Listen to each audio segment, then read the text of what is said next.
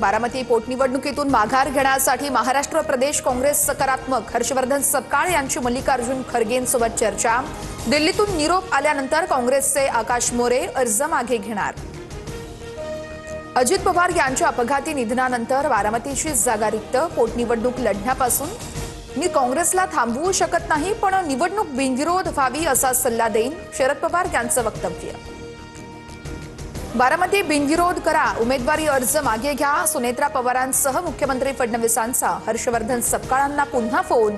तर रोहित पवार यांच्याकडून भेट घेत अर्ज माघारीसाठी सपकाळांना विनंती. पार्थ पवार यांनी घेतली राज्यसभा खासदारकीची शपथ.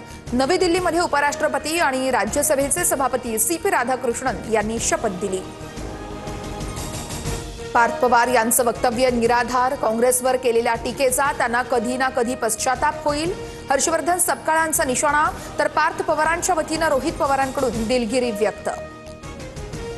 होर्मुझच्या सामुद्रधुनीतून 8वं जहाज भारतात पोहोचलं. भारतीय तेलवाहू जहाज ग्रीन आशा मुंबईमध्ये दाखल. 15,000 टन LPG घेऊन जहाज मायदेशात परतलं. अमेरिका आणि इराण